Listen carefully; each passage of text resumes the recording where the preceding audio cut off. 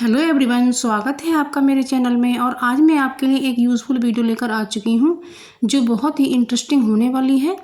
तो इसमें मैं ऐसी टिप्स लेकर आई हूँ जो आपके बहुत यूज़फुल हो सकती हैं। तो सबसे पहली ट्रिक है ये मोमोज़ को लेकर।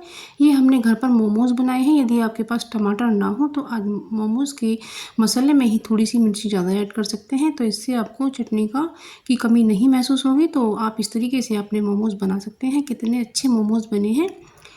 तो अब मैं 1 गिलास दूध का पनीर बना रही हूँ। जब क्या होता है फ्रेंड्स, हमें पनीर बनाना होता है और हमारे घर में दूध की कमी होती है, तो आप 1 गिलास प्योर दूध लें और उसमें ही 1 चम्मच विनेगर मिलाएं और 1 चम्मच पानी, और उबाल आने पर उसे डाल दें।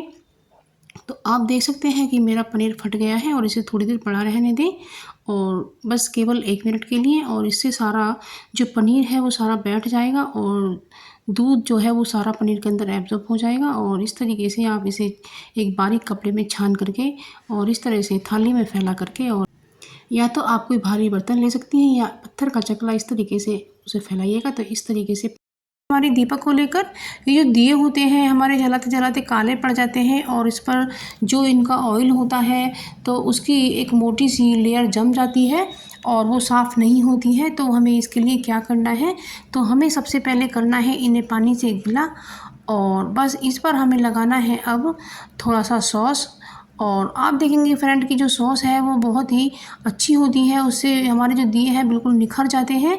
तो ये हमारे पास सॉस का जो पाउच है वो आधा ख़त्म हुआ पड़ा हुआ था, तो इस पर लगा देते हैं और हमारे दीपक आराम से चमक जाएंगे और इस सॉस का भी यूज़ हो जाएगा। तो आप देख सकते हैं कि मैं किस तरह से साफ़ कर रही हूँ। इस तरह सा जो स्क्रॉच ब्राइट का जूना होता है और थोड़ा सा तो बर्तन बार भी इसमें लगा लेते हैं और इससे एक बार हम साफ़ कर लेते हैं, तो हमारा दिया बिल्कुल चमक उठेगा और इसकी साइन वापस लौट आएगी और ये बिल्कुल नया जैसा हो जाएगा है। और बस अब इन्हें हम अपने दीपक को जहाँ पर आपको काला लगे वहाँ पर ज़्यादा रगड़िएगा।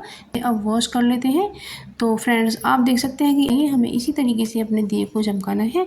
अब दूसरा हैक आता है हमारा टमाटर को लेकर। क्या होता है फ्रेंड्स, आजकल गर्मी का मौसम है तो कुछ टमाटर सॉफ्ट हो जाते हैं, तो यदि हम फ्रिज में ऐसे ही रख देते हैं तो उसमें भी आपस में एक दूसरे के ऊपर चढ़ जाते हैं और ये ख़राब हो जाते हैं। तो हमें हमें लेना है ये मिठाई का डब्बा, क्योंकि घर में अक्सर मिठाई के डब्बे हमारे पड़े ही रहते हैं। तो इस तरह से आप टमाटर को धोने के बाद आप मिठाई के डब्बे में लगा कर रख दें, तो ये टमाटर हमारे बिल्कुल अच्छे से रखे रहेंगे और बिल्कुल भी सॉफ्ट या ख़राब नहीं होंगे।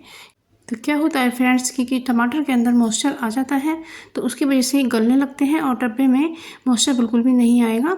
तो ये मेरी अगली टिप बैंगन से जुड़ी हुई है। तो फ्रेंड्स ये जो हम ब्रांचल लेकर आते हैं तब हमें इकट्ठी सब्ज़ी लानी होती है, तो हम क्या करते हैं कि जो हमारी सब्जियां ख़राब ना हो तो हमें इस तरह से इन्हें ऑर्गेनाइज़ करना है। तो हमें बैंगन पर लगाना है ऑयल। इसमें आप सरसों का तेल भी ले सकते हैं या फिर ऑलिव ऑयल भी ले सकते हैं। तो इस तरीके से लगा करके इन्हें पिन्नी में बंद करके रख दीजिएगा।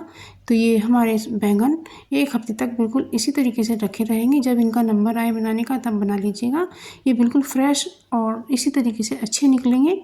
अगली ट्रिक आती है हमारी, जो हमारा ये बिस्कर है इसको हमें किस तरह से साफ़ करना है। तो फ्रेंड जब आप बिस्कर से कुछ काम करें तो उसे हाथ के हाथ ही साफ़ कर देना चाहिए, नहीं तो ये सूख करके इसके जो तार है इसमें जम जाता है और फिर इसे निकालना मुश्किल हो जाता है। तो हम क्या करेंगे, सबसे पहले लेता है एक लोटा, क्योंकि इस तरह का बर्तन हमें लेना है जिसमें बिस्कर डूब जाए और इसमें हमें डालना है पानी, और इस तरह से रख कर के इसे हमें इस तरह से चला देना है। आप देखेंगे कि जो इसका आटा है वो सब बाहर निकल गया है। और इसके बाद भी यदि थोड़ा सा रह जाता है तो हमें लेना है टूथब्रश और इससे हमें अपने बिस्कर को साफ़ करना है। और टूथब्रश हमें ख़राब नहीं लेना है, हमें एक साफ़ सुथरा टूथब्रश ही रख लेना है। और आप देख सकते हैं कि बिस्कर हमारा कितना साफ़ हो गया है। आप चाहें तो इसे थोड़ा डिश वॉश से भी साफ़ कर सकते हैं। पूरा वॉश कीजिएगा।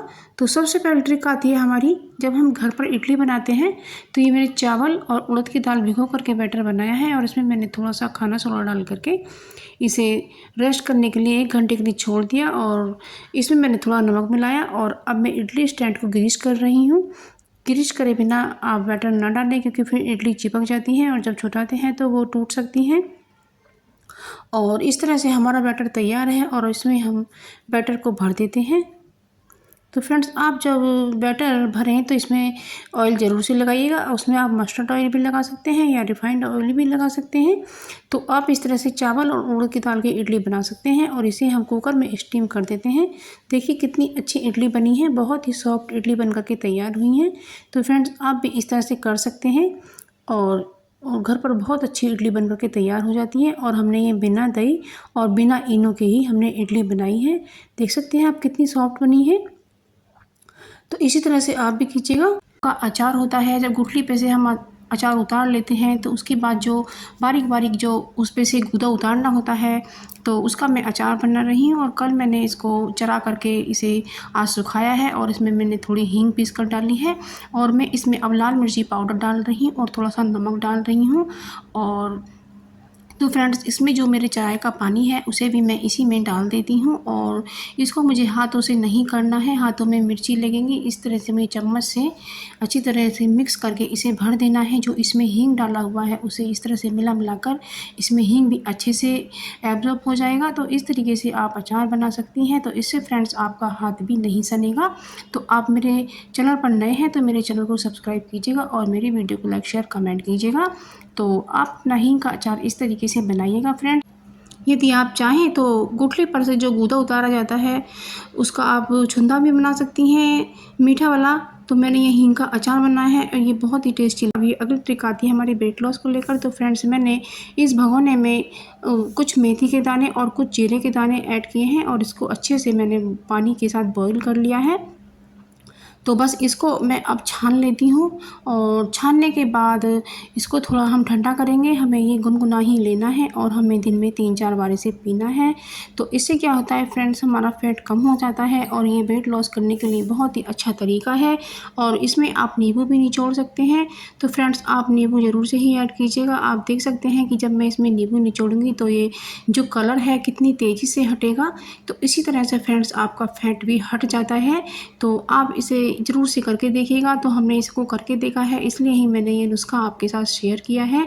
तो आप इसे यूज़ करके अपना वेट लॉस अच्छे से कर सकती हैं। तो अगली ट्रिक आती है हमारी, जो हमारा ये बिस्कर है इसको हमें किस तरह से साफ़ करना है।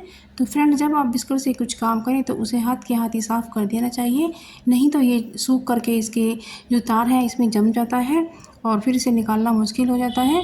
तो हम क्या करेंगे, सबसे पहले लेता है एक लोटा, क्योंकि इस तरह का बर्तन हमें लेना है जिसमें बिस्कुट डूब जाए और इसमें हमें डालना है पानी और इस तरह से रख कर के इसे हमें इस तरह से चला देना है। आप देखेंगे कि जो इसका आटा है वो सब बाहर निकल गया है। और इसके बाद में यदि थोड़ा सा रह जाता है तो हमें लेना है टूथब्रश और इससे हमें अपने बिस्कुट को साफ़ करना है। और टूथब्रश हमें ख़राब नहीं लेना है, हमें एक साफ़ सुथरा टूथब्रश ही रख लेना है। और आप देख सकते हैं कि बिस्कुट हमारा कितना साफ़ हो गया है। आप चाहें तो इसे थोड़ा डिशवॉश से भी साफ़ कर सकते हैं।